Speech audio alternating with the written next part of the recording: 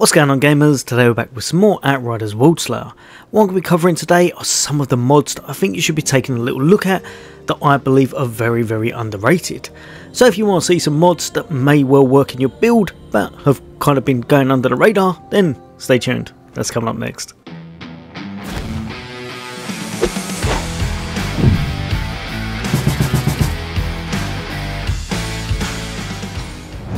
Welcome back everybody. Today we're back with some more Outriders Worldslayer, and like I said, I'm going to be going over a few mods that I feel could really help out some builds and they're a lot more powerful than people are giving credit for. As always, if this helps you out then a like would be much appreciated, and if you'd like to become a member of the channel for more gaming content then why not hit that subscribe and bell. But for now we're going to be going over some mods that can really help you build out. Now, I'm not going to be going over all of the mods that you should be putting on in order to make the most powerful build. You'll probably know about your fortress, you're going to be knowing about the best mods to put on your weapons and such. I'm going to be giving you ideas that may help you out, ones that are kind of not being used as much but I think probably should be chucked on because they're just that good. So quickly jumping into the weapon mods, and I'd say one not to overlook would be Anomaly Enhancement. Receive a passive firepower boost equal to 40% of your anomaly power. This used to be pretty good in the base game, but now I'd say with some of the new armor sets and such, it's even better than ever. If you are completely focusing around your anomaly build, but you're very hybrid, a classic example of this would be a trickster, and you want a lot more weapon damage, but you seem to be struggling because your gear sets are focused on anomaly and such, this is the way that you break through that barrier. You go from hitting like a wet sponge to absolutely massacring your enemies. If you want a lot of firepower, but you know you're going to have an absolute abundance of anomaly power, chuck this on your weapon and watch it transfer over 40% and your firepower burst through the roof. Another one that I feel isn't getting enough attention at the moment is Death Renome. I've been using this quite a lot recently. I've still not got a god roll on some of the weapons I'm kind of aiming for, but this mixed with the right other mods on your weapon can make a complete build overpowered as anything. When two of your equipped skills are on cooldown, receive 177,000, obviously it would go up and down depending on your level, firepower, otherwise receive 160,000 bonus anomaly power. This takes a bit of working, I'm not going to lie, this one is a little bit different to a lot of other mods, but if you're trying to get a lot of anomaly power I find this works best. Obviously it will still be good for your firepower, so great for hybrid builds. But if you've got a lot of skills on your bar, so a couple of uses, you can quite easily make it so that there's not two on cooldown and that you receive that anomaly power, boosting your anomaly power when you're using those certain skills. It takes a bit of playing around with and only works in certain builds, but Death Renome is definitely one of my favourite mods to put on a weapon if I'm going for that anomaly build and I can manage to fit it in.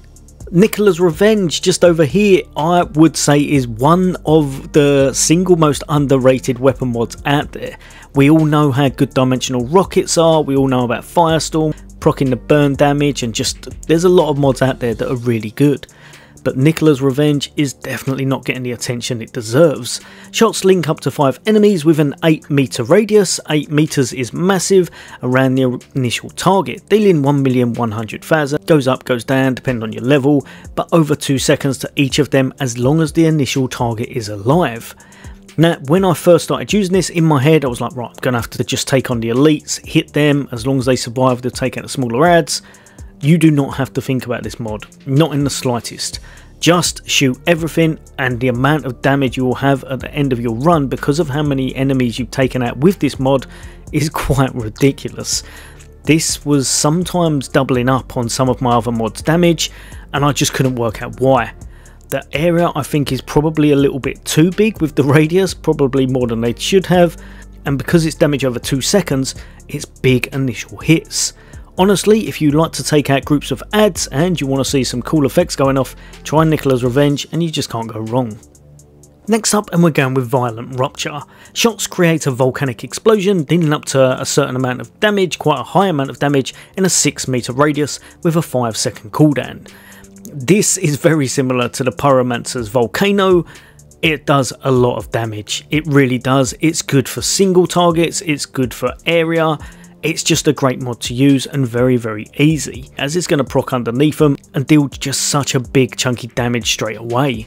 Whereas with a lot of mods at the moment, you're looking for that damage over time, this just does a big chunky number, you don't have to worry about it, and I'd say it's probably in the top 3 for damaging mods on your weapons in the game currently. Lastly, I'm going to go with Flesh Render. I must admit, I've not been able to pull this off yet because I've not gone into a pure firepower build. If you are able to get a ridiculous amount of firepower, this will do some significant damage. Successful shots create spikes under the enemy that deal 50% of total firepower as damage over 2 seconds with a 2-second cooldown. If you're able to get your firepower going completely through the roof, every 2 seconds you're going to have half of that bopping up underneath them as damage from those spikes. This could be a really fun one to kind of work your build around, but it's definitely a little bit harder to work into a build because you're going to need some really tasty mods alongside the weapon in order to get this. Probably one you'd want on a bit of a god rolled weapon, and you'd need a very strong build, but if you are able to make this work, I can see this being one of the strongest mods in the game if you're able to pull off that massive amount of firepower. Now this one is more so about staying alive than anything else, and that's till death do us part. It will give you a little bit of damage, but if you're struggling with your build and your survivability, you might be able to chuck this on just in order to stay alive. Although it won't do the most damage compared to some of the other mods, it is going to definitely help with that. And let's face it, if you're on the floor, no amount of damage matters, especially if you're failing those runs. So till death do us part, successful shots connect you to an enemy, healing you for 5,000 and dealing 190,000 damage to the enemy every 0.5 seconds. The effect lasts for 4 seconds with a 4-second cooldown.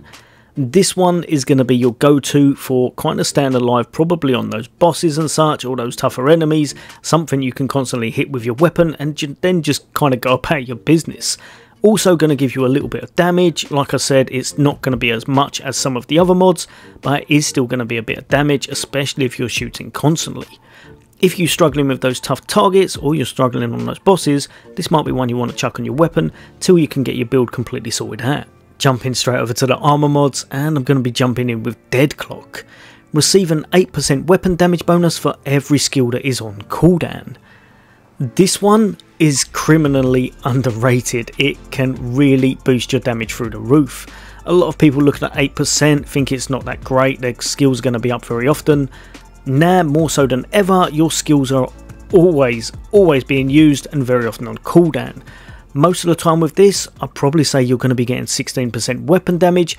In some builds you might be able to get that 24 pop in every once in a while, and that's just such a big amount to your weapon damage bonus.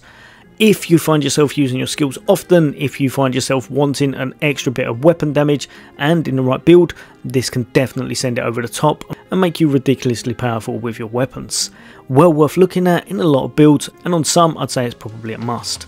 Another one that's very underrated but is actually a lot better than I ever gave it credit for is Danger Close.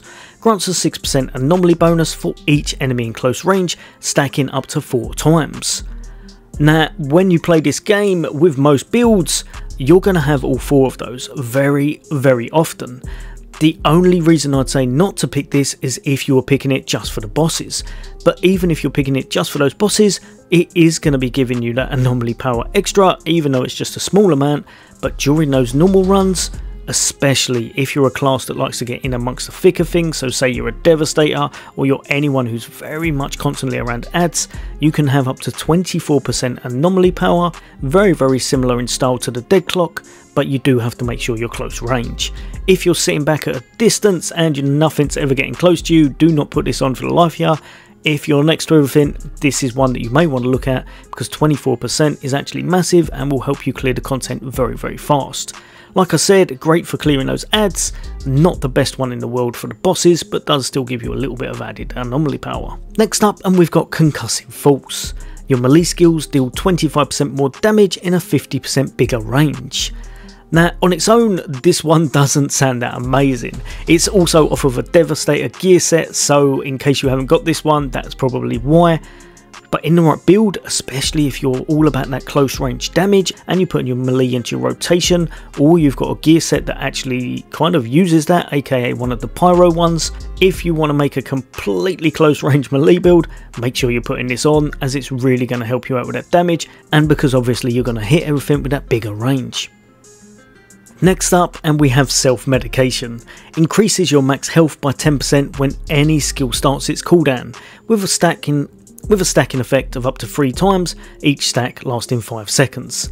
This is my go-to. I do not want to fall over, I need a med kit, I need to fully heal. I would say it's probably the best kind of healing move in the game currently and keeping yourself alive. If you're struggling in your build and you just can't seem to maintain kind of not falling over, self-medication is the one you should be putting on your build. Every time your skill is on cooldown, so not when you're using it, say for example you've got 3 uses of something, if you tap it once, if you tap it twice, it won't do anything. When you tap it that 3rd time and it's on cooldown, or any skill that's just on cooldown straight away, this will then kick in. It's going to give you all of your health back and it's going to give you an additional 10% on top. Like it says, it stacks up to 3 times. If you've got high cooldown, if you've got a really nice build with damage but you're worrying about your survivability or your health, chuck this on, as it's just going to help you to get through any bit of content much easier. Now for these last 2, I'm going to put it out there, it's just for a bit of a fun support build. If you're playing with your friends and you want to help them out a bit, this could be something you want to look at just for a little bit of fun times and to help them get a lot of damage. So Magma Shelter, your melee skill creates an explosion dealing 176,675 damage based on your firepower within a 2 meter radius. Obviously if you've got a massive amount of firepower and you're doing this, it can work out very well if you like to use your melee with it. From there, as long as there's enough space, it's also going to create a cover made of magma. This is a fun thing to do. It creates a little barrier in front of yourself, you've hit everything in an area effect, it's just something that's a little bit out of the ordinary. But you are also in cover from there, so you can take advantage of anything that goes with that. So if you did want to put this into a build with friends just for a bit of fun, also jumping down to here and chucking on the Super Collider could definitely be something you'd work into those boss battles and probably work into a team build. Entering a cover creates a force field that increases the damage of you and your allies' bullets that pass through it by 25%. If you've got a nice firepower build, if your friends have got a nice firepower build, and if you just want a little bit of a fun team play build, you might be able to put this in something. It's not going to be the strongest for damage on any solo build, but if you've been playing around with a build for a while and you want to change up, this could make it fun for you and your team. Well, you gamers, hopefully that's given you a few ideas. If there's anything you think I've missed off that you really enjoy using or you think is very overpowered but people aren't really aware of it, then why not chuck in the comments. But as always, for all things gaming, for all things Xbox, take care. I'll see you on next day.